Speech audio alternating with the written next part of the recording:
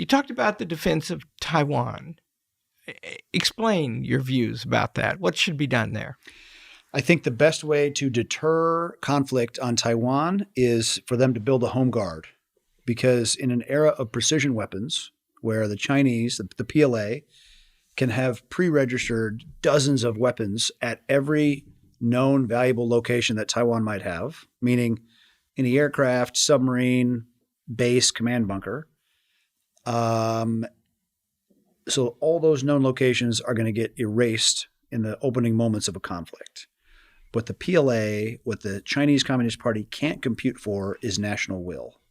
And if you think about the American colonists in 1775, you had 30% that were pro-crown loyalists, 40% in the middle that didn't really care, they're just trying to survive, and 30% that were pro-liberty. 10% of the 30%, or 3%, actually took up arms against, at that point, the most powerful military in the world. And they won. And so because there was will, they knew the terrain, they could figure out the basic means to defend themselves, and they ended up buying or smuggling in arms from abroad to get their job done. In the case of Taiwan, the PLA, if they're going to move on them, they're going to put a big embargo. They're going to literally surround the country and try to lock it down. But if China's going to move, they have to go quickly. They have to have this end quickly, because China imports about 90% of their hydrocarbons and a significant amount of their food. And it's a very trade-based economy. So they can't go with a multi-year campaign like Russia has against a chunk of Ukraine. They have to move quickly. And so what they can't calculate for, if you take 3% of the Taiwanese population, I think it's like 720,000 people. That's a lot. Their military is largely very weak, very, let's say a lot of soy boys. Not all, but enough.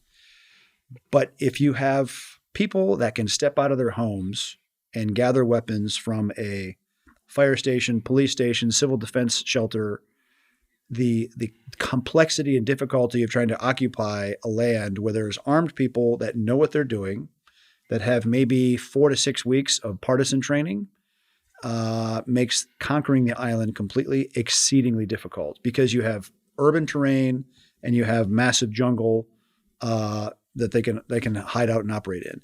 The smartest thing, about the only smart thing Zelensky's done in the Ukraine fight, was literally when the Russians invaded, he opened the national armories, and people came and got weapons, RPGs, anti-tank missiles to fight. And that's actually what stopped the initial Russian advance. And so entrusting a percent of your population that is trained and motivated in Taiwan is the best way, and also the cheapest way.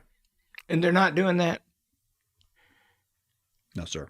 Are we encouraging or likely to encourage them to do that? I think there's been an encouragement. Again, that's also part of the problem of the military-industrial complex, that the big lobbyists that talk to the generals want to sell big ticket weapon systems with thinking that some golden arrow is going to solve the problem. No, it's lots of simple weapons in the hands of people that are motivated and willing to defend their terrain, and turn every intersection, every village into another complex target that must be taken for the PLA.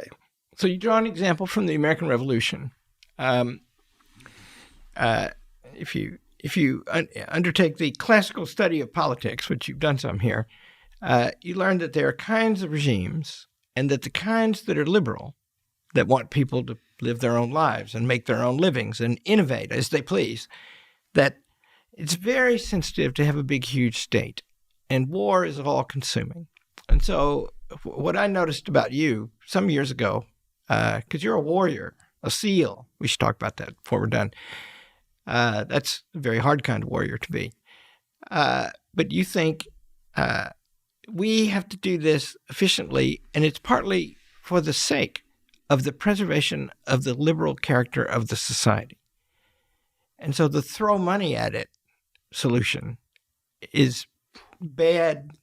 Truly unsustainable in every way. Yeah, and it will end up despotizing us.